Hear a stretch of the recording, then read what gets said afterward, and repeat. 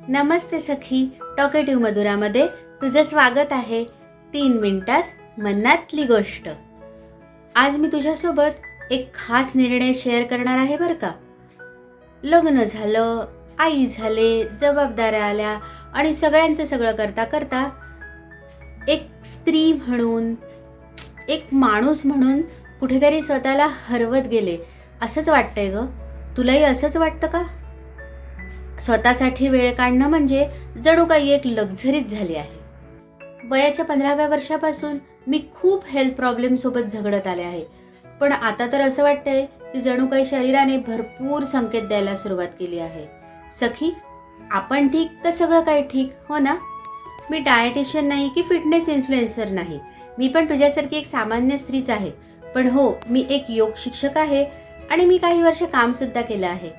पण दुसऱ्या बाळानंतर मात्र सगळं काही खूप बदललं ग. आणि सखी, हळूहळू लक्षात आलं की दुसऱ्यांना आरोग्याचं महत्त्व सांगणारी मी स्वतःकडे मात्र पूर्णपणे दुर्लक्ष करते.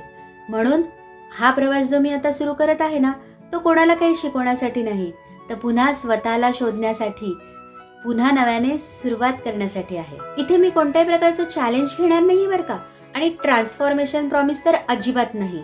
मग काय, तर स्वतःसाठी थोडा वेळ काढून रोज थोडंसं काहीतरी मी करणार आहे. एक छोटी स्टेप रोज आणि एक छोटी हॅबिट रोज, बस. सखी, जर तुला असं वाटत असेल ना की स्वतःसाठी आता थोडंसं तरी जगायची वेळ आली आहे, तर माझ्यासोबत ये. हीच ती वेळ. पुढच्या आठवड्यापासून आपला हा छोटासा प्रवास सुरू होईल.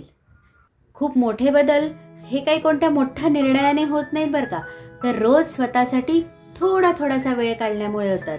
म्हणूनच मी हा एक छोटासा प्रवास सुरू करत आहे, स्वतःसाठी थोडंसं. हा प्रवास मी एकटी करणार नाही बरं का, कारण मलाही तर मोटिवेशनची गरज आहेच ना. आणि माझ्यासारख्या सख्या अजूनही भरपूर असतील, हो ना, मला माहिती आहे.